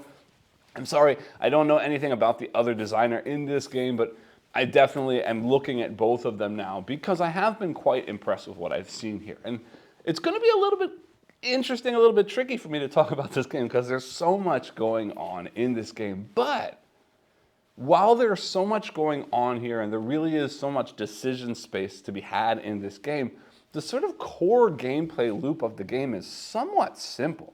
And by that I mean you've got this sort of grid of pieces, the tambo pieces, little sort of huts that you've got in this grid of spaces, and around the outside of that grid are locations where you can basically place workers, a la worker placement. You place a worker or you place one of your sort of action selection pieces in that location. And the color of the piece that you place is then going to dictate which of the pieces, which of the Ayar pieces on the main board are going to travel along their path towards Tawantinsuyu. And along the way, they're going to be passing spaces, and after you've placed your worker on either a row or a column of that grid, you're going to remove one of the tambo, one of the pieces in that row or column, and then place that out on one of the actions that that colored IR has passed on the board. And that sounds like a lot as far as the words are concerned, but realistically it's place, pick up a thing, move a guy on a board, and then place that down on one of the spaces behind that guy that just moved. And that's going to dictate which of 4 actions you're going to take. The distance that the person moves is also dictated by that location that you put down your worker on, because each of those locations, in addition to being lined up with a row or column, also has a number of arrows that tells how far that IR is going to move. And then you go ahead and take that action. And the strength of that action is going to be equal to the number of sort of empty spaces in that row or column that are then existing after you've removed that one tambo and placed it onto the main board. So again, it's as simple as place in a spot, pick one of the pieces from that row or column, move the guy on the board, put that down on an action behind them, and take the action. And the actions are even simpler than that. You've got 4 actions.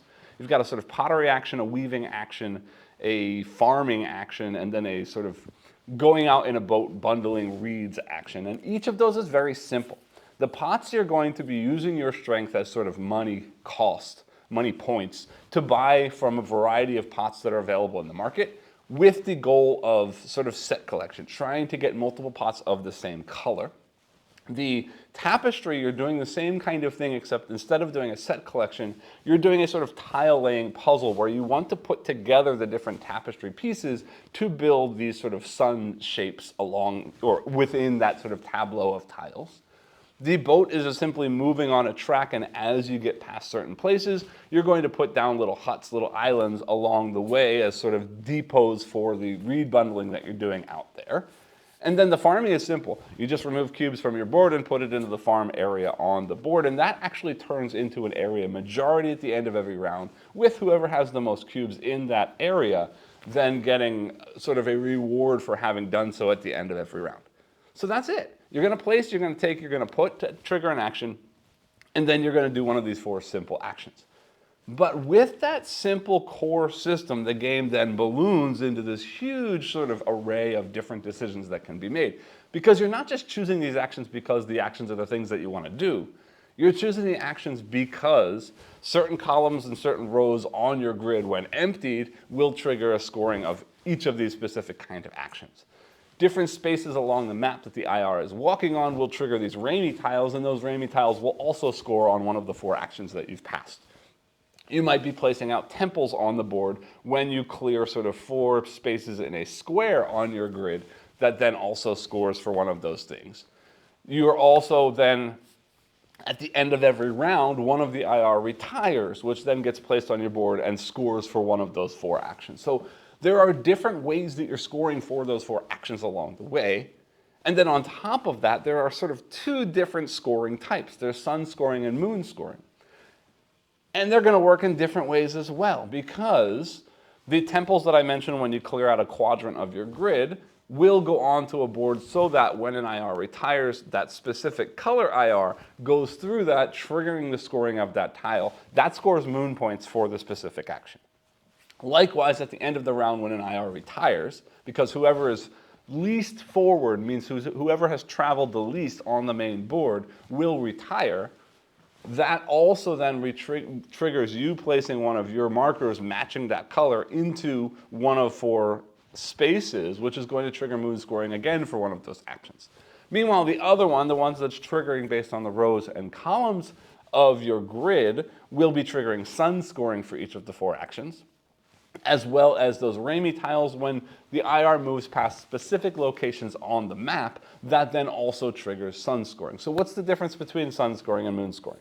Well, moon scoring is going to instantly increase a track on the board. And the way that's going to work is for the pots, that's where you're looking for the set collection of different colors of pots. The more of a single color you have, the more moon points you're going to score for the pots. The tapestry is you're trying to make completed columns in your sort of tile laying area on your player board, and for each column you get more moon points when that scoring is triggered. For the farming, there are sort of groups of cubes in your farming area, and every time you finish one of those groups, you unlock potential moon scoring when you trigger the farm moon scoring. For the boats, again, I was telling you place down these sort of huts or islands out in the water. Whatever your sort of furthest placed or most useful island on that board is going to dictate what number of moon points you get when you trigger the moon points for that action. So those are the moon points. And those, again, at the end of the round when temples score and when the IR retires, those will sort of automatically get put into your points track.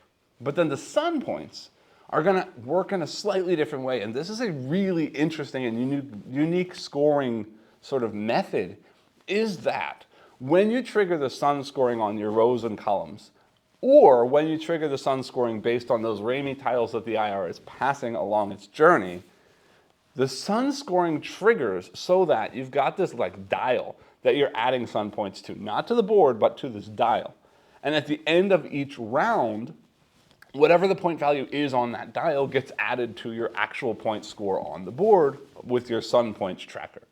And that's going to be interesting because if that means I get 5 sun points on the dial in the first round, that's going to actually be 20 points over the course of the game, because at the end of every round, I will get those 5 points. So the earlier I can add sun points to my dial, the more that's sort of going to come back and score and score and score over the 4 rounds of the game, which is very unique and very interesting, because if it means that you're building up to score big on sun points in a later round, that may actually be worse off than scoring early and getting a couple of points, because 4 times is 12 points, but if I get 10 points once, that's less than 12 points.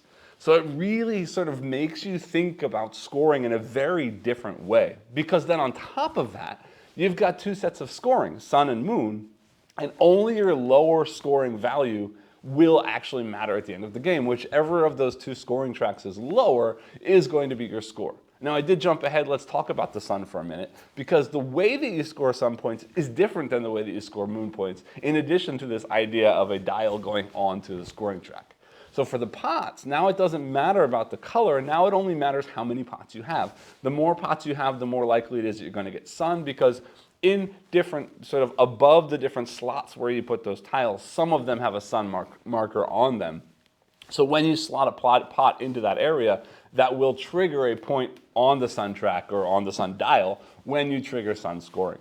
For the tapestry, this is when the tile laying actually matters. Instead of filling up the columns like you did for the moons, each of these tiles has sort of half suns in different locations on them, and you need to put them together to make a full sun, and the number of full suns is how many sun points you get when you trigger sun scoring. For the boats, now I don't care where the islands are placed. Now I care about how many of them I placed out, because each one I placed out will be a sun that scores when I trigger sun scoring. And then finally, for the farming, I said for the moons you had to finish out whole sections. For the suns, there are different spaces randomly scattered, not randomly, but scattered within those different groups. So instead of trying to finish an entire one to get moons, you might be better off sort of placing 2 cubes from each of those groupings to get a sun point from each of them. So you're kind of trying to balance this moon and sun, end of round scoring, sort of in between round scoring. Building your things like this gets you more moons. Building your thing like this gets you more suns. But if one of them is super far ahead of the other one, then it's not going to matter, because you're only scoring your lowest points. So you do have to sort of balance both of them. And this is where the decision comes in, because not only are you selecting actions to build these moon points, to build these sun points, you have to pay attention to which IRs are moving, where are these Ramie tiles, and which Ramie tiles are scoring on which of these different actions. Which of them are closer, which are far away, because remember, all of the IRs start at the beginning and they're spreading across the map. But at the end of every round, one of them drops out. So whoever is furthest behind is gone.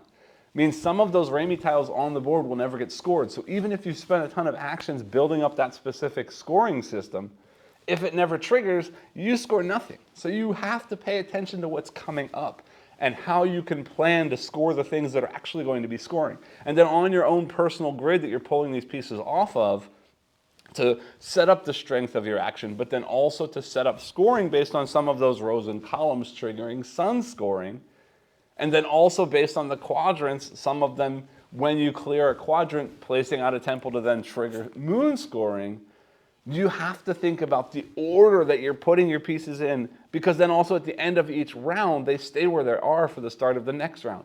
So if there's already a piece in that location at the start of the next round, you can't put something there until you move that one somewhere else. So there's lots of planning that has to happen. Lots of long-term strategic thought that needs to go into the way that you're playing this game, and it really makes for a good decision space. And I love the way that this game does what it does, meaning that it takes a very simple mechanical core loop. How to take an action is really not complicated at all. What each sort of gear and mechanical piece will do is really not that complicated at all. But trying to figure out when to do what you're going to do, what order to do the things you're going to do, which things to focus on, how to maximize scoring, all of these decisions build out of this very simple mechanical loop. And it makes for a really cool game because it means that it doesn't really take that much effort to get into and start playing.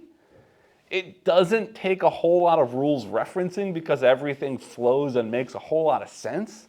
But it does take a lot of time and a lot of plays to really figure out how the game works and how to score well and what good play looks like. And since I've only beaten the level 1 AI and got crushed by them on this playthrough that I just showed you and checked my own scores and see that I'm basically 84, 85, 83 every single time I play this game, clearly I've got something to learn. Clearly I need to figure out most specifically how that sun scoring works. I really need to focus on how to get more sun points early because I've noticed that every game that I've played, the end of the game is really a catch-up for the sun to catch the moon. And that might be partially encoded in the way that the game works because the moon points are just going in big moon points at the end of every round.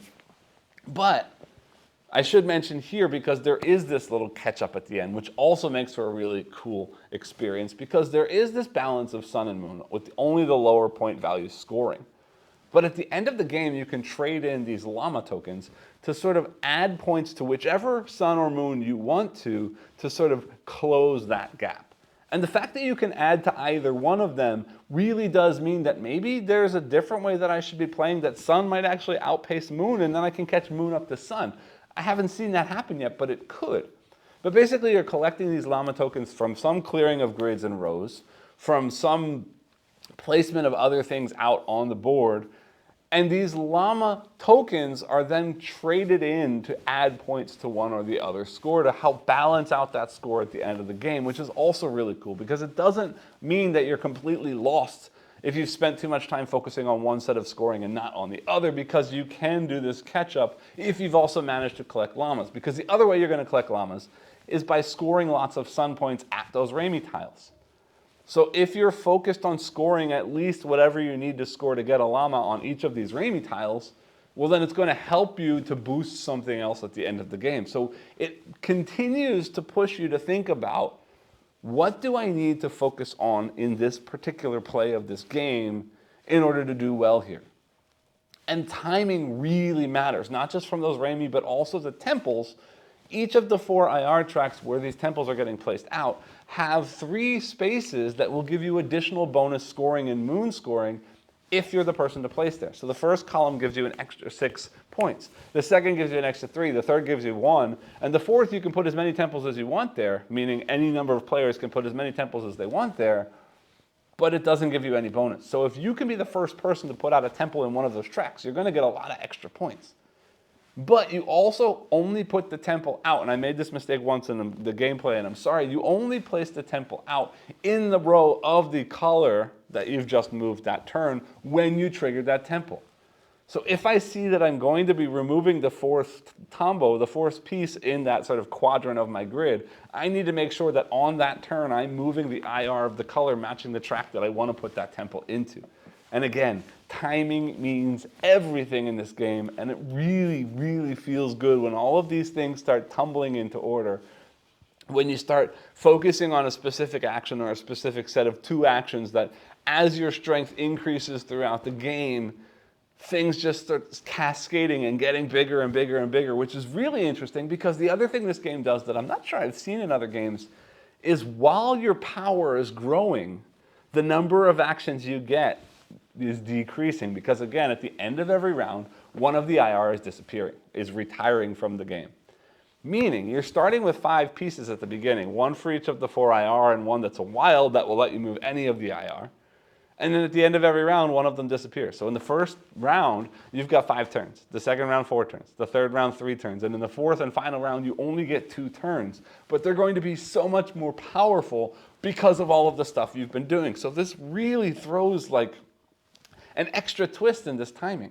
Timing is more important. You can do a lot more stuff at the beginning of the game, but you're getting much more powerful, and if you hold off to score some things, they might score lots more later on. So you kind of want to try and score lots of little sun at the beginning and then score lots of big moon at the end, but it doesn't always work out that way. And how you slot everything in to sort of build this progression of time through time, watching this journey of these IR travel across the land, tying in with this connection of timing in the game, really makes for an interesting experience. And then you've got these viracocha. I haven't talked about these at all. There's an extra little token that you can use to unlock extra stuff.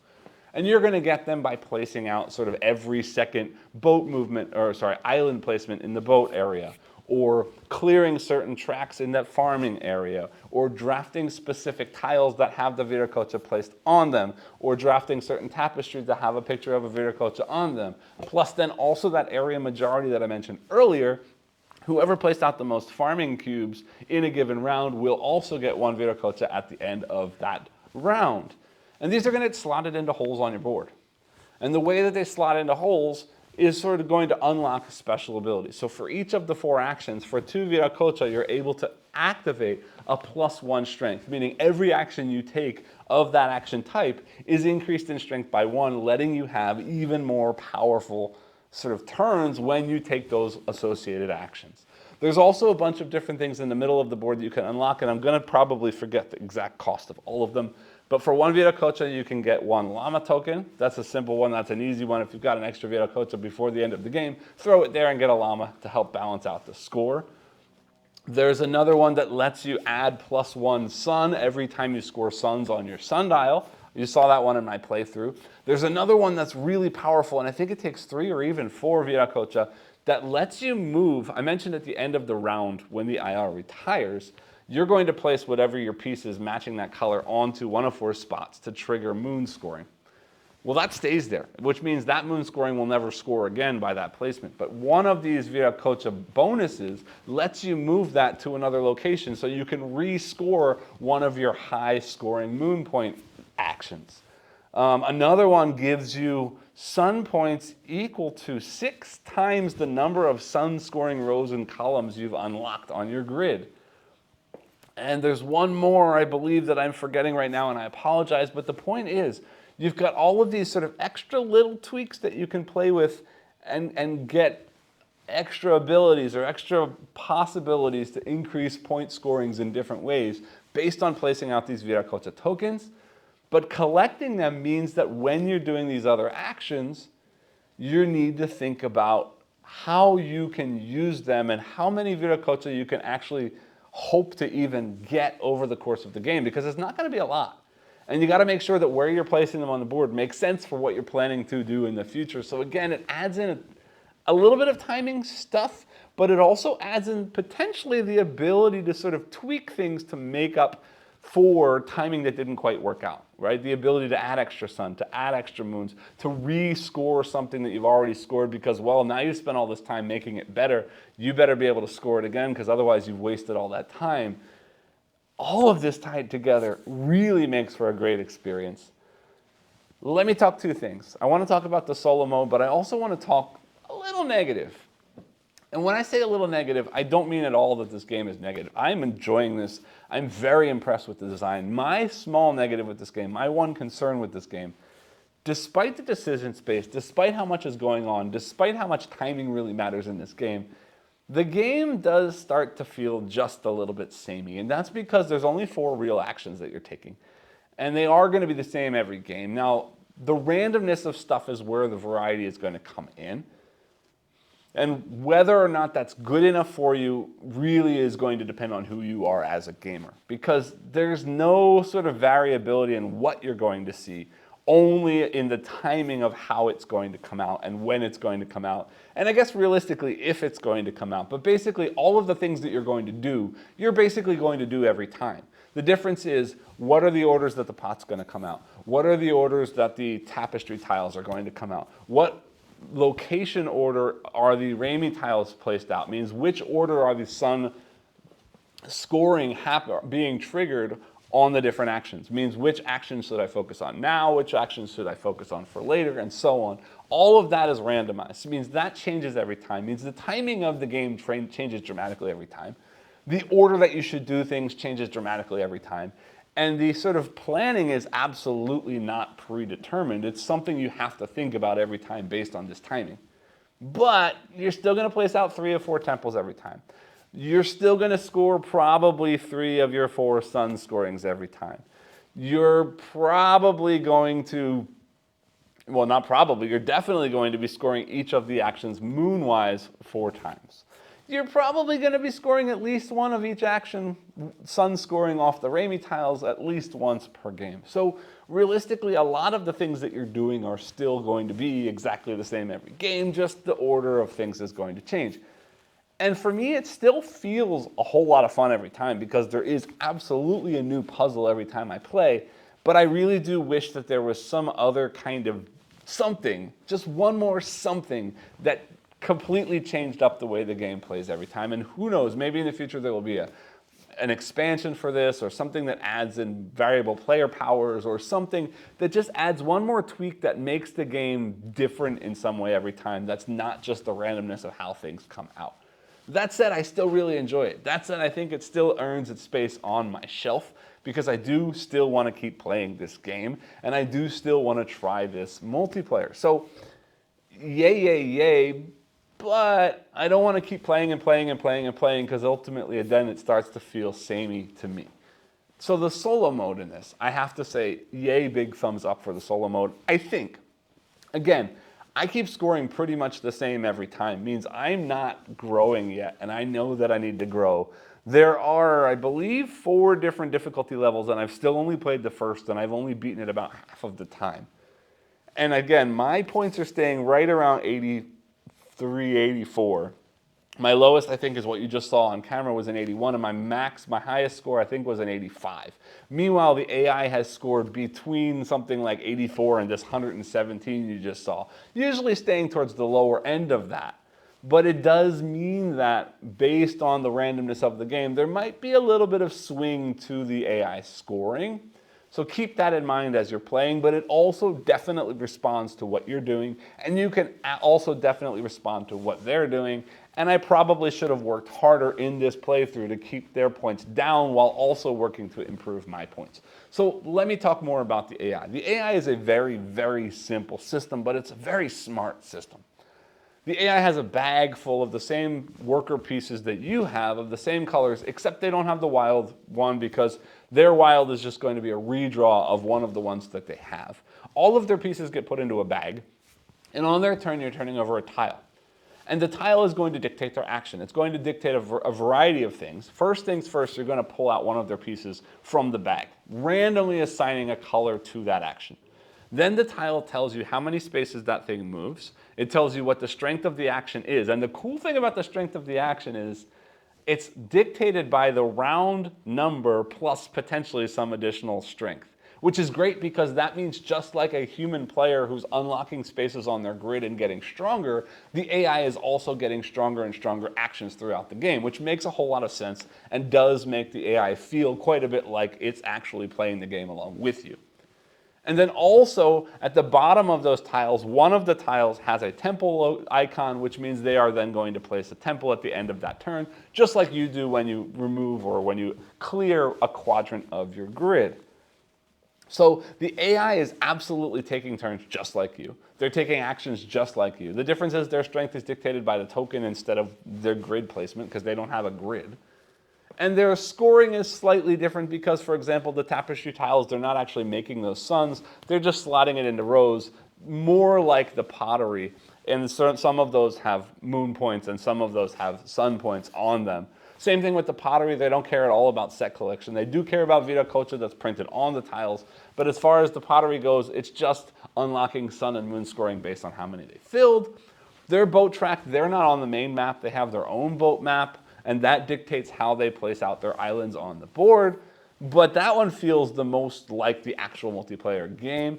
Their farming is basically the same as yours, except instead of having multiple groups, they only have a single group from left to right that's unlocking things as it goes. But they're still competing for that sort of area majority, who has the most at the end of the round for that Vita Cocha as well. So they are still playing the game. They are still sort of sniping tiles that you might be wanting to draft. They are still racing you for the farms. They are still causing the IR on the main board to progress forward, blocking off actions as they place their pieces on those actions, triggering those Ramey sun scorings along the way just like you do. Also sort of working with you to determine which of those IR moves the least means which of them is retired at the end of every round. And all of that feels really good. And also, they're smartly taking their actions because the actions they're taking are sort of triggered by the Ramey scoring that's coming up next. So the AI is always working to sort of maximize its scoring, which makes sense because that's sort of what you do when you play multiplayer as well. So I'm a big fan of what the AI is doing here. I haven't played enough to see exactly how swingy this is and how often this game like this 117 that you just saw happens. So I can't speak to how sort of predictable the AI scoring is, and I also haven't tried the more difficult levels because honestly, the level 1 difficulty has been more than enough for me to compete with, and at about a 50% win rate, it feels kind of like the right spot to be in. I might boost it up to 2 just to see what happens, but realistically, I don't need the difficulty. I just need something competing with me so that I can play this game. And again, I haven't won every game that I've played, so clearly the difficulty level is already good enough for what I'm doing. Do I mind the swinginess? I don't know. Realistically, the thing that I mind most about this game is that it could feel samey if I play it too much, but that just means I should play other games in between and bring this out every once in a while because I love what's going on here. The core mechanical loop being simple, the decision space being so huge and varied, the timing mattering as much as does. All of it makes for a really fun experience. And yeah, if you're a fan of sort of kitchen sink Euro kind of games, with lots of decisions to be made and lots of sort of strategic planning along the way that does vary from game to game, I would definitely recommend checking this one out. Big thumbs up from me. Hopefully we see some kind of expansion or additional content to twist up the variability just a little bit more for me, but otherwise, I am a fan. That's basically all I have to say about this one. I hope that this video was helpful for you, and as always, I do ask that if you enjoyed this video, please remember to like, subscribe, and click the bell icon below, and I'll see you all next time. Thanks.